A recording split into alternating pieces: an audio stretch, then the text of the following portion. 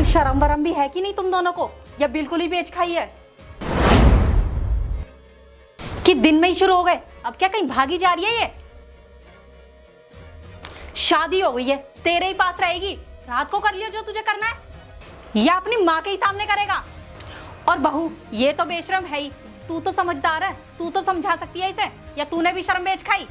अरे कम से कम दरवाजा तो बंद कर लेती, मेरे ही सामने कर रही है। अरे तो यार मम्मी आपको भी नॉक करके आना चाहिए ना, आप नई बहू के कमरे में ऐसे ही आ रही हो बिना नॉक किए।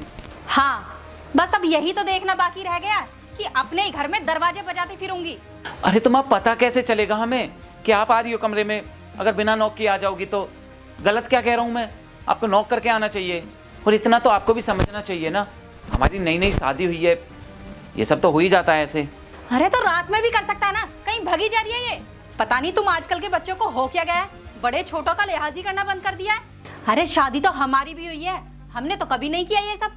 अरे बड़े बूढ़ों का लिहाज भी करना होता है, ये नहीं कि घर में बड़े बूढ़े बैठे हैं और तुम दोनों लगे पड़े हो। शर्म तो बिल्कुल नहीं आ रही होगी, क्योंकि शर्म तो बिल्कुल बेच खाई है ना, बहू के ही सामने मुझसे इस तरह से बात कर रहा है।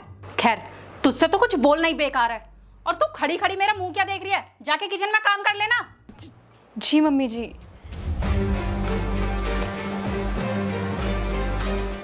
बिल्कुल ही हद कर रखी है, शर्म लिहाज नहीं है बिल्कुल भी। ठीक है मम्मी, ऑफिस जा रहा हूँ मैं, नमस्ते। अरे ये ले अपना लंच तो लेता जा।